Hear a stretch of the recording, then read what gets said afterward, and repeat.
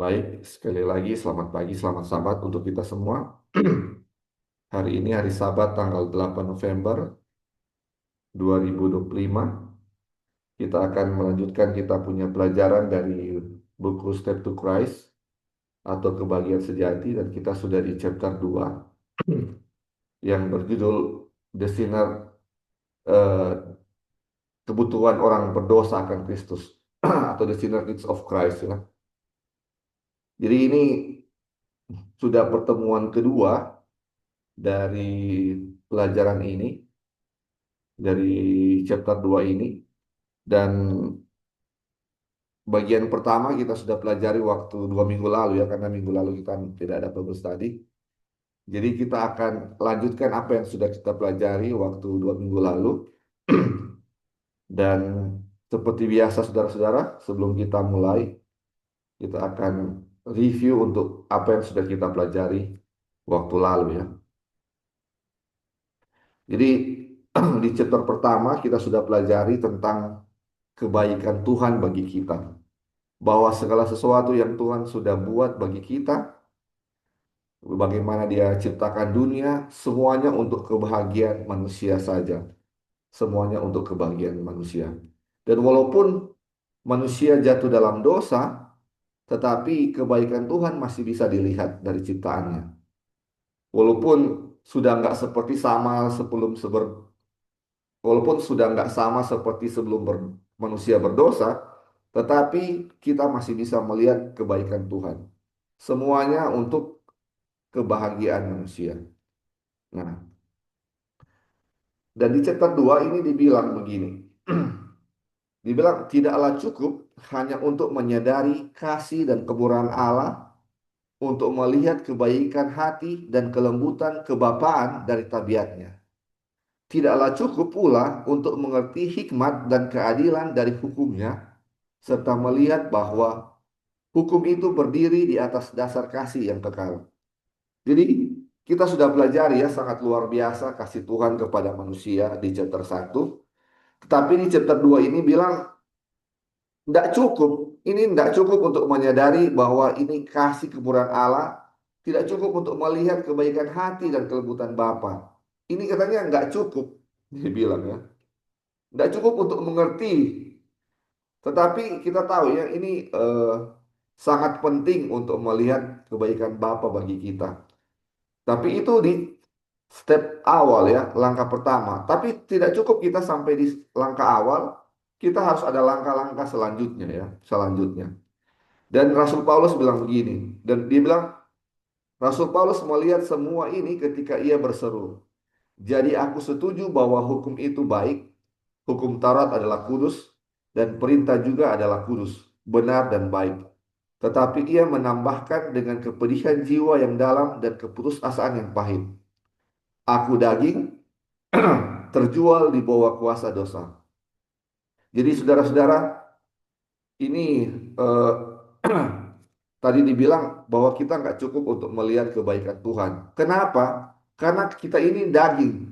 Kita tahu mana yang benar, tapi kita nggak bisa untuk apa namanya?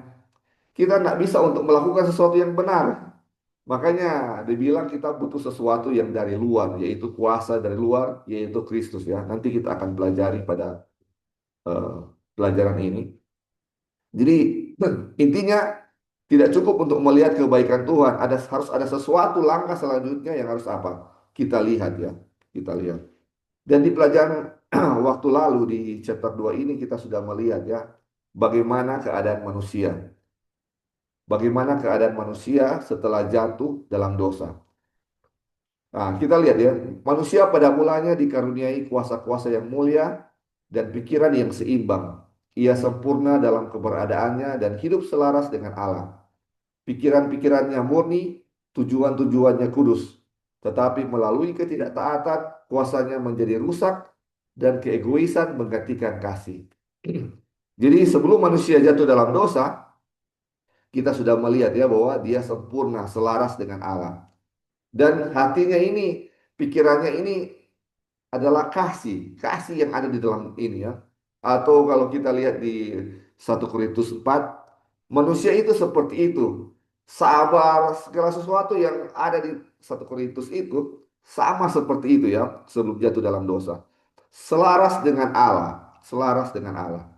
Tetapi ketika mereka tidak menurut atau tidak taat, ketika mereka berdosa, manusia berdosa, dibilang kuasanya menjadi rusak dan keegoisan menggantikan kasih. Kalau bahasa Inggrisnya, selfishness took the place of love. Jadi egois menggantikan kasih yang ada di dalam diri kita. Jadi saudara-saudara, ketika kita jatuh dalam dosa, yang ada dalam diri kita ini apa? Egois saja, egois dan egois. Selalu mementingkan diri. Dan itu efeknya sampai sekarang kita bisa rasakan. Kita semua ini apa?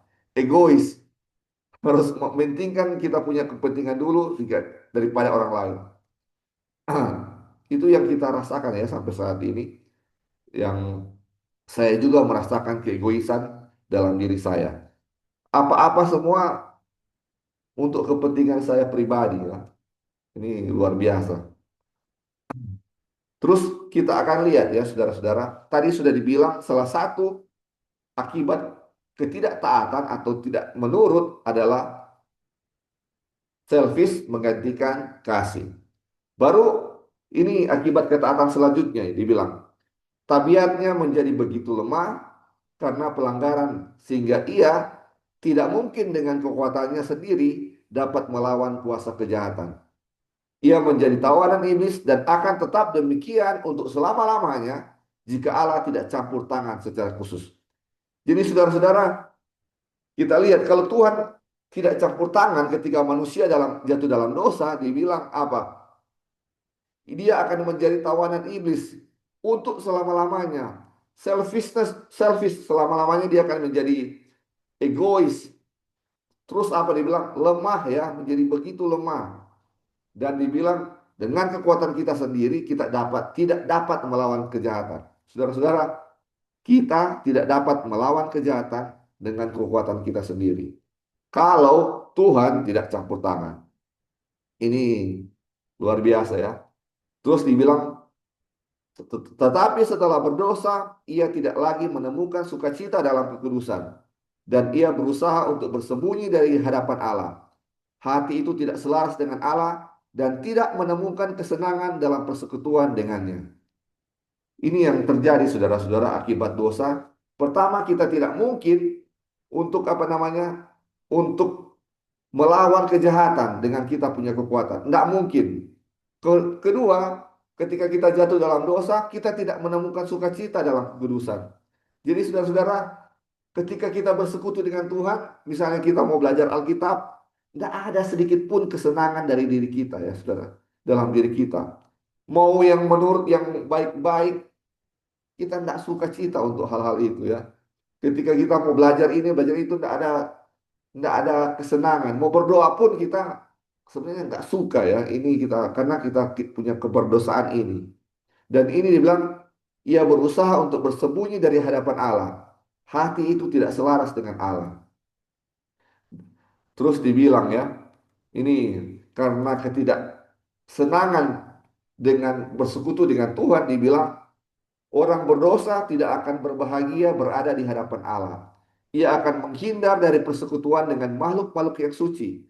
Dan dibilang, sekiranya ia diizinkan masuk ke surga, tempat itu tidak akan memberi kebahagiaan kebaginya.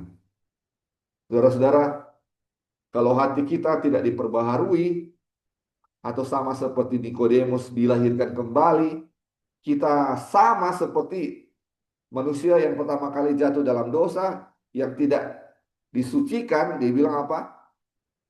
Kalaupun kita masuk dalam kerajaan surga, kita tidak akan bahagia berada dalam kerajaan surga. Kita memilih lebih baik saya masuk neraka daripada masuk dalam kerajaan surga. Karena akan lebih tersiksa orang berdosa apa? Di dalam kerajaan surga dibandingkan kalau dia terhindar dari apa? Kemuliaan Tuhan. Ini luar biasa. Makanya kalau kita lihat kenapa orang berdosa itu tempatnya di neraka, karena itu adalah tempat terbaiknya di sana. Karena dia tidak apa? Dia akan lebih menderita ketika apa? Berada dalam kerajaan surga. Kemudian dibilang, kalau dia masuk dalam kerajaan surga, dia bilang kemuliaan Allah akan menjadi api yang menghanguskan bagi mereka. Aduh, ini luar biasa. Terus ini yang saya bilang tadi. Mereka akan lebih memilih kebinasaan agar mereka dapat bersembunyi dari wajah dia yang telah mati untuk menebus mereka. Ini luar biasa. Orang-orang berdosa akan lebih memilih untuk mati bersembunyi dari wajah Tuhan, untuk mati di neraka daripada apa? Harus melihat kemuliaan Allah. Dan ini kemuliaan Allah akan menghanguskan bagi mereka. Ini luar biasa, saudara-saudara. Makanya mengapa penting untuk kita diperbaharui, dilahirkan kembali sama seperti Nikodemus. Karena ini, saudara-saudara, kalau kita mau selamat, ketika kita diselamatkan dan masih ada dosa dalam diri kita akan tidak senang berada dalam kerajaan surga. Kemuliaan Allah akan menjadi apa? Api yang menghanguskan bagi kita kalau kita tidak apa? Benar-benar disucikan.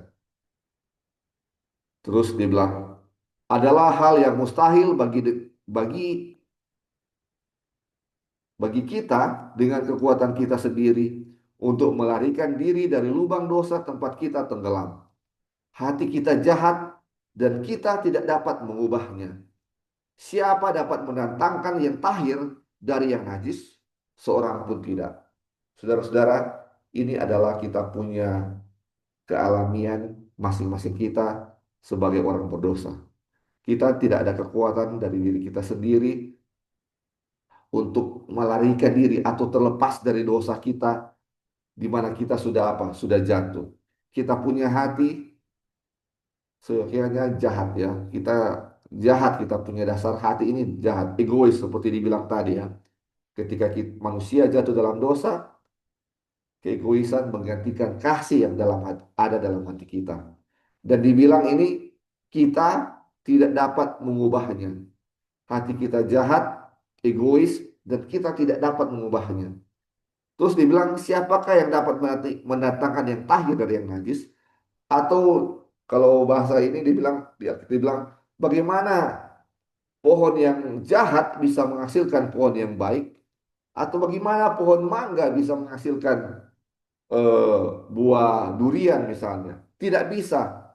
Kita hanya bisa menghasilkan yang jahat karena hati kita yang jahat.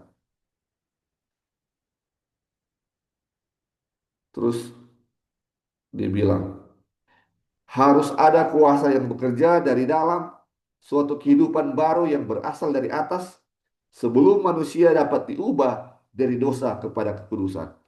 Jadi saudara-saudara, harus ada kuasa yang lain ya saudara-saudara yang bekerja dalam diri kita, suatu kuasa yang apa namanya dibilang dapat memberikan kehidupan baru yang berasal dari surga sebelum kita dapat diubah dari dosa kepada kekudusan. Jadi kita harus diubahkan dari dosa kepada kudusan. Dan kita harus apa? Harus ada kuasa lain. Dan dia bilang kuasa itu adalah Kristus. Hanya kasih karunia-Nya yang sanggup menghidupkan kembali kemampuan jiwa yang telah mati dan menariknya kepada Allah, kepada kekudusan. Jadi saudara-saudara, inilah langkah ya. Ini langkah belum langkah sampai terakhir, tetapi langkah-langkah ini kita sudah ketahui, saudara-saudara. Pertama, kita harus tahu kebaikan kasih Tuhan seperti apa. Itu sudah kita pelajari di chapter 1. Bahwa Bapa atau Tuhan sangat mengasihi kita, sangat mengasihi kita. Kedua, kita harus tahu, langkah kedua kita harus tahu bahwa kita punya kealamian itu seperti apa. Kita punya nature-nya seperti apa. Ketika manusia jatuh dalam dosa seperti apa.